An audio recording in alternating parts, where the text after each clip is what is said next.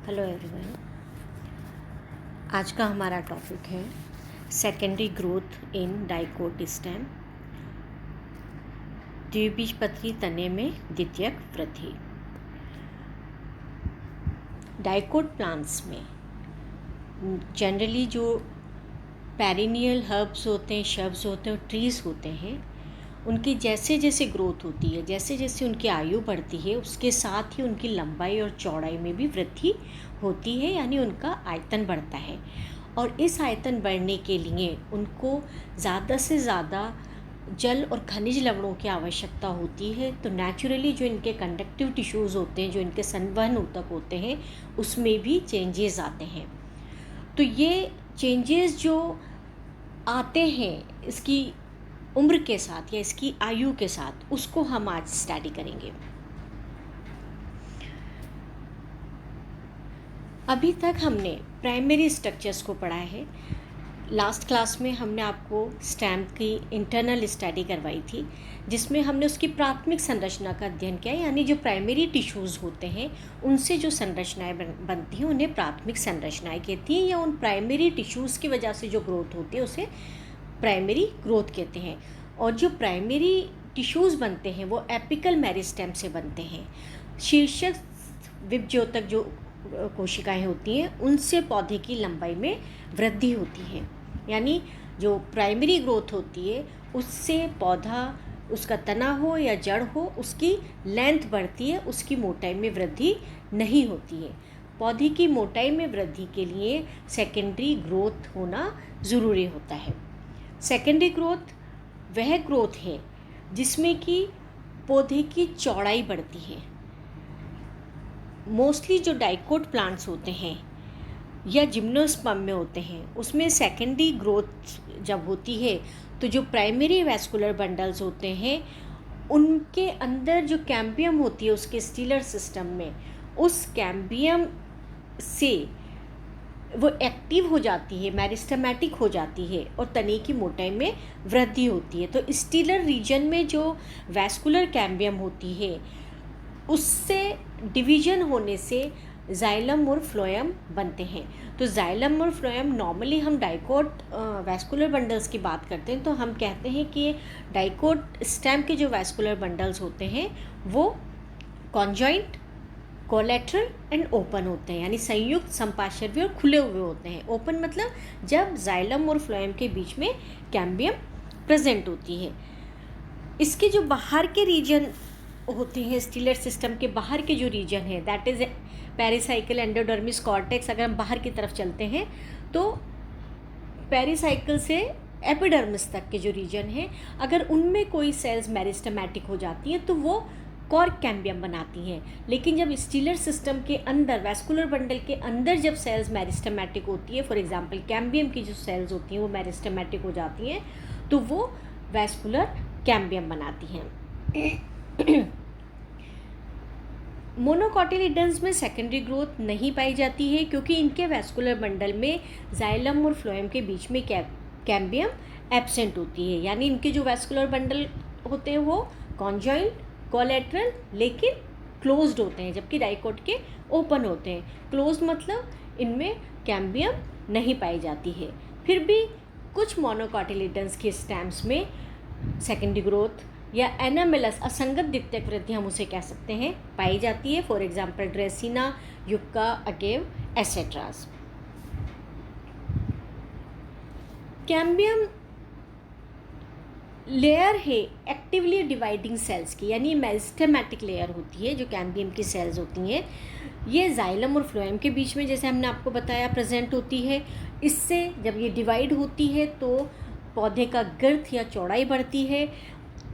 Divide होने से जब मेरिस्टेमेटिक सेल्स स्टीलर रीजन के अंदर होती हैं, फॉर एग्जांपल जाइलम और फ्लोएम के बीच में जब कैम्बियम मेरिस्टेमेटिक हो जाती है तो वो वैस्कुलर कैम्बियम बनाती है, और जब स्टीलर रीजन के बाहर सेल्स मेरिस्टेमेटिक होती हैं तो वो कॉर्क कैम्बियम बनाती हैं। इन कैम्बियम्स के मेरिस्टेमेटिक होने से इनमें अंदर और बाहर दोनों तरफ डिविजन्स होते हैं, जिससे पौधे की मोटाई या चौड़ाई बढ़ जाती है। अभी तक हमने पिछली क्लासेस में प्राइमरी टिश्यूज़ को स्टडी किया है। आप इस डायग्राम में देखिए, मैंने सेलुलर डायग्राम को थोड़ा सा एलेबरेट किया है। इसमें एपिडर्मिस, क्यूटिकल, एपिडर्मिस के अंदर जो रीजन है, यहाँ से यहाँ तक ये कॉर्टेक्स रीजन है। पिछली क्लास में हमने आपको सब बताया है। इसमें कॉलेनकाइमा टिश्यूज़ प्रेजेंट होते हैं, क्लोरेनकाइमा टिश्यूज़ प्रेजेंट होते हैं और पैरेनकाइमा टिश्यूज़ प्रेजेंट होते हैं। उसके बाद अंदर एंडोडर्मिस होती है और एंडोडर्मिस के अंदर का जो रीजन होता है वो स्टीलर रीजन कहलाता है, पेरिसाइकिल के अंदर का, ये पेरिसाइकिल है। तो इसमें ये फ्लोएम, बीच में येलो पोर्शन स्कैम्बियम और अंदर ये जाइलम। तो फ्लोएम और जाइलम के बीच में कैम्बियम प्रेजेंट होती है। ये प्राइमरी स्ट्रक्चर है टीएस ऑफ स्टेम का। अगर हम तने का टीएस काट के देखते हैं तो हमें ये संरचनाएं जो दिखाई दे रही हैं ये इसका प्राइमरी स्ट्रक्चर है। लेकिन जब सेकेंडरी ग्रोथ होने होती है तो ये कैम्बियम की सेल्स मेरिस्टेमेटिक हो जाती हैं। क्योंकि ये कैम्बियम, आप देख रहे हो, कैम्बियम वैस्कुलर बंडल के अंदर प्रेजेंट है जबकि बीच के रीजन में प्रेजेंट नहीं है। ये मेडुलरी पोर्शन बनाता है, मेडुलरी रेज बनाते हैं और ये पैरेनकाइमेटा सेल्स होती हैं। कैम्बियम जो कि वैस्कुलर बंडल के अंदर प्रेजेंट होती है, इसे बोलते हैं इंट्राफेसिकुलर कैम्बियम, यानी वैस्कुलर बंडल के अंदर, अंतरापूलीय, इंट्राफेसिकुलर कैम्बियम। जब ये सेल्स मेरिस्टेमेटिक हो जाती हैं वैस्कुलर बंडल्स की, तो ये बीच की सेल्स जो हैं मेडुलरी सेल्स, ये भी मेरिस्टेमेटिक हो जाती हैं और इन कैम्बियम्स को आपस में जोड़ देती हैं। तो ये इंटरफेसिकुलर कैम्बियम बनाती हैं। अंतरपूलीय, दो पूल के बीच का जो पोर्शन है, तो यह अंतरपूलीय एधा कहलाती है, इंटरफेसिकुलर कैम्बियम कहलाती है। और जो कैम्बियम वैस्कुलर बंडल्स के अंदर प्रेजेंट होती है वो इंट्राफेसिकुलर कैम्बियम कहलाती है। तो इंटरफेसिकुलर और इंट्राफेसिकुलर दोनों कैम्बियम जब मिलती हैं तो नेचुरली आपको पता है कि डाइकॉट के जो वैस्कुलर बंडल्स होते हैं वो एक रिंग में प्रेजेंट होते हैं, और एक रिंग में जब प्रेजेंट होते हैं और कैम्बियम की सेल्स मेरिस्टेमेटिक हो जाती हैं और मेडुलरी पोर्शन जो है बीच का, इसमें भी जो सेल्स मेरिस्टेमेटिक होती हैं वो इस कैम्बियम को इस कैम्बियम से जोड़ देती हैं। तो पूरी कैम्बियम आपस में जुड़ जाती है और ये कैम्बियम रिंग बना लेती है। तब हम इसको बोलते हैं वैस्कुलर कैम्बियम, जो कि आगे डिवाइड होती है और सेकेंडरी स्ट्रक्चर्स बनाती हैं। कैसे फॉर्मेशन होता है, फॉर्मेशन ऑफ वैस्कुलर कैम्बियम, ये मैंने अभी आपको एक्सप्लेन कर दिया, फिर भी मैं एक बार इसको यहाँ और बताती हूँ। Vascular bundles comprises xylem and phloem in A bundle. आपको पता है जो वैस्कुलर बंडल्स होते हैं उसमें जाइलम और फ्लोएम होता है। डाइकॉट के जो वैस्कुलर बंडल्स होते हैं वो कॉन्जॉइंट, कोलेट्रल एंड ओपन होते हैं, means cambium present between the xylem and phloem.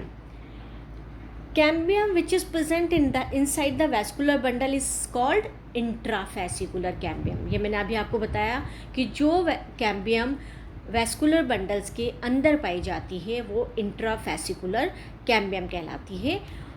जो प्राइमरी स्ट्रक्चर है, इस चीज़ को आप ध्यान रखिए, इंट्राफेसिकुलर कैम्बियम प्राइमरी स्ट्रक्चर है, जबकि इंटरफेसिकुलर जो कैम्बियम बनती है वो बाद में बनती है, वहाँ पे पैरेनकाइमेटा सेल्स होती हैं बीच में। When plant become mature, then the secondary growth starts। जब प्लांट मैच्योर होने लगता है तो द्वितीयक जो स्ट्रक्चर्स होते हैं, जो सेकेंडरी स्ट्रक्चर्स होते हैं, उनका बनना ज़रूरी हो जाता है। और इसकी फर्स्ट स्टेप होती है कि एक कैम्बियल रिंग बन जाती है। जैसा मैंने आपको बताया, इंट्राफेसिकुलर कैम्बियम और इंटरफेसिकुलर कैम्बियम मिलकर के कैम्बियम रिंग बना लेती हैं। For this, first of all the cells of medullary rays, हमने आपको बताया जो मेडुलरी रेज यानी दो वैस्कुलर बंडल्स के बीच का जो पोर्शन है वो मेरिस्टेमेटिक हो जाता है, और मेरिस्टेमेटिक होने से इंटरफेसिकुलर कैम्बियम बनाता है, जो कि सेकेंडरी लैटरल मेरिस्टेम होता है। तो इंटरफेसिकुलर कैम्बियम और इंट्राफेसिकुलर कैम्बियम दोनों मिलकर के वैस्कुलर कैम्बियम या कैम्बियम रिंग बना लेते हैं। इस डायग्राम में आप देखिए, ये डाइकॉट स्टेम का प्राइमरी स्ट्रक्चर है, टीएस है, जिसमें आपने देखा, अभी हम सिर्फ वैस्कुलर बंडल्स की बात करेंगे वैस्कुलर बंडल एक रिंग में है और हर वैस्कुलर बंडल में कैम्बियम प्रेजेंट है। ये बाहर के पोर्शन है एपिडर्मिस कॉर्टेक्स, ये प्राइमरी फ्लोएम, कैम्बियम के बाहर फ्लोएम, देन कैम्बियम बीच में, और अंदर जो डार्क वाला पोर्शन है दैट इज़ प्राइमरी जाइलम। तो ये conjoint, collateral, open vascular bundles हैं। बीच में पैरेन्काइमेटस सेल्स हैं हर वैस्कुलर बंडल के बीच में। जब ये पैरेन्काइमेटस सेल्स मेरिस्टेमेटिक हो जाती हैं तो यहाँ पर आप देखिए ये बीच में मेरिस्टेमेटिक सेल्स कैम्बियम सेल से जुड़ जाती हैं और एक पूरा रिंग बन जाता है जिसे कैम्बियम रिंग कहते हैं या वैस्कुलर कैम्बियम कहते हैं। इंटरफेसिकुलर कैम्बियम जो दो वैस्कुलर बंडल्स के बीच में प्रेजेंट होता है और intra this one fascicular cambium जो वैस्कुलर बंडल के अंदर प्रेजेंट होता है। तो इंट्राफैसिकुलर कैम्बियम और इंटरफैसिकुलर कैम्बियम दोनों मिलकर के एक रिंग फॉर्म कर लेते हैं। इस रिंग में जब डिविजन्स होते हैं तो आप देख रहे हो ये फ्लोएम है तो हम इसे प्राइमरी फ्लोएम बोले, ये जाइलम है तो हम इसे प्राइमरी जाइलम बोलेंगे, और बाहर का पोर्शन जो है वो प्राइमरी फ्लोएम है और बीच में कैम्बियम है। लेकिन जब कैम्बियम मेरिस्टेमेटिक हो जाती है और इसमें डिवीजन शुरू हो जाते हैं तो ये अंदर की तरफ सेकेंडरी जाइलम बनाती है और बाहर की तरफ सेकेंडरी फ्लोएम बनाती है। इसमें आप देखिए इस डायग्राम में ये पिथ, बीच का पोर्शन पिथ है, रिंग एक पूरी बन गई है, वैस्कुलर रिंग जिसे हम कहते हैं या कैम्बियम रिंग कहते हैं। कैम्बियम रिंग से बाहर की तरफ सेकेंडरी फ्लोएम बन रहा है और अंदर की तरफ सेकेंडरी जाइलम बनेगा। Where is it, secondary secondary phloem ये बाहर और सेकेंडरी जाइलम अंदर वाला, और बीच में ये डार्क रिंग दिख रही है, दिस इज कैम्बियम रिंग या वैस्कुलर रिंग। अंदर क्योंकि सेकेंडरी जाइलम जो बन रहा है उसके अंदर प्राइमरी जाइलम भी है, तो ये प्राइमरी जाइलम की जो सेल्स होती हैं इन पर इस सेकेंडरी जाइलम की कोशिकाएं जो होती हैं वो प्रेशर डालती हैं, और प्रेशर डालने से ये अंदर की तरफ धंस जाता है, अंदर की तरफ इकट्ठा होने लगता है प्राइमरी जाइलम जो कि पिथ रीजन की कोशिकाओं में एंटर कर जाता है। और धीरे धीरे जब पौधे की बहुत अधिक चौड़ाई हो जाती है तो धीरे धीरे ये पिथ वाला जो पोर्शन है ये पूरी तरह से डिस्ट्रॉय हो जाता है, क्रश हो जाता है due to the meristematic nature of cambium. तो कैम्बियम जब डिवाइड होती रहती है तो ये अंदर और बाहर की तरफ सेकेंडरी टिश्यूज़ बनाने लगती है, और सेकेंडरी टिश्यूज़ बनाने से अंदर की तरफ जो जाइलम बनता है सेकेंडरी जाइलम वो प्राइमरी जाइलम पर प्रेशर डालता है और प्राइमरी जाइलम पिथ पर प्रेशर डालती है। तो ये सेल्स डैमेज हो जाती हैं या ये कह सकते हैं क्रश हो जाती हैं। बाहर की तरफ कैम्बियम सेकेंडरी फ्लोएम बनाएगा और जो प्राइमरी फ्लोएम होता है वो बाहर की तरफ चला जाता है। तो ये सेकेंडरी स्ट्रक्चर्स हैं। नेक्स्ट है देखिए कैम्बियम रिंग बन गई। Interfascicular cambium is the meristematic cell present outside the vascular bundle. Vascular bundle के बीच में हमने आपको बताया दो वैस्कुलर बंडल के बीच में इंटरफेसिकुलर कैम्बियम होता है, और ये जो इंटरफेसिकुलर कैम्बियम होता है वो कहाँ से डेवलप होता है, मेडुलरी रेस से डेवलप होता है। Intrafascicular and interfascicular cambia are collectively known as vascular cambium. Vascular cambium is formed in the form of complete ring which is made up of single layer of cell. ये सब हमने आपको अभी diagram में समझाया कि जब कैम्बियम सेल और बाहर की मेडुलरी सेल मेरिस्टेमेटिक हो जाती हैं तो इंटरफेसिकुलर और इंट्राफेसिकुलर कैम्बियम्स बनाती हैं और दोनों मिलकर के वैस्कुलर कैम्बियम कहलाती हैं। In dicot stem some part of vascular cambium is primary and some part is secondary. क्योंकि कैम्बियम मेरिस्टेमेटिक टिश्यूज़ हैं तो जो वैस्कुलर बंडल के अंदर वाली कैम्बियम है दैट इज़ इंट्रा, तो वो तो प्राइमरी पार्ट है, लेकिन जो मेडुलरी रेस वाले पोर्शन में जो कैम्बियम फॉर्म होती है दैट इज़ इंटरफेसिकुलर कैम्बियम, वो सेकेंडरी स्ट्रक्चर होता है। 2 type of cells are found in the ring of this vascular cambium. तो वैस्कुलर जो कैम्बियम्स होते हैं उनमें 2 तरह की मेरिस्टेमेटिक सेल्स से ये जो मेरिस्टेमेटिक सेल्स होती हैं ये सिंगल लेयर्ड स्ट्रक्चर होता है कैम्बियम, और इसमें 2 तरह की सेल्स पाई जाती हैं, फ्यूजीफॉर्म इनिशियल्स एंड रे इनिशियल्स। फ्यूजीफॉर्म जो इनिशियल्स होते हैं, ये सेल्स चौड़ाई में कम और लंबाई में ज़्यादा होती हैं। इनका जो शेप होता है वो फ्यूजीफॉर्म यानी जो मिडिल पार्ट में प्रिज्म की आकृति का होता है और दोनों सिरों पर वेज शेप्ड होता है, थोड़ा नुकीला सा शेप्ड होता है। जो रे इनिशियल्स होती हैं ये आइसोडायमेट्रिक, थोड़ी लंबी कोशिकाएं होती हैं और रेडियल सिस्टम का निर्माण करती हैं। बिफोर सेकेंडरी ग्रोथ, अब हमने आपको बताया कि सेकेंडरी ग्रोथ हुई।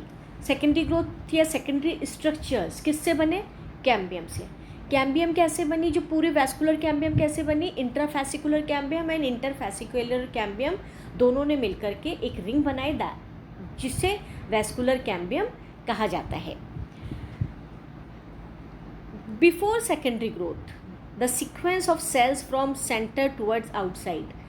आपने देखा अगर हम सेंटर से चलते हैं, प्राइमरी जो स्ट्रक्चर्स थे उसमें आप देखिए सबसे अंदर पिथ होता है, फिर प्राइमरी जाइलम होता है, फिर कैम्बियम होती है, फिर प्राइमरी फ्लोएम होता है, फिर पेरिसाइकल और एंडोडर्मिस, अगर हम अंदर से चलते हैं तो, ठीक है। और फिर एंडोडर्मिस के बाहर कॉर्टेक्स और कॉर्टेक्स के बाहर एपिडर्मिस। लेकिन जब सेकेंडरी स्ट्रक्चर्स बन जाते हैं, वैस्कुलर जो कैम्बियम होती हैं उसमें जब मेरिस्टेमेटिक होने से सेकेंडरी टिश्यूज़ जब बन जाते हैं तो ये जो सीक्वेंस है ये बदल जाती है। इसमें पिथ पोर्शन थोड़ा कम हो जाता है और प्राइमरी जाइलम थोड़ा अंदर की तरफ पुश कर दिया जाता है बाय सेकेंडरी जाइलम, क्योंकि कैम्बियम जो है इसमें जब डिवीजन होगा तो सेकेंडरी जाइलम और सेकेंडरी फ्लोएम इसके आसपास बनेंगे, तो नेचुरली जो प्राइमरी फ्लोएम और प्राइमरी जाइलम है वो कैम्बियम से दूर होंगे।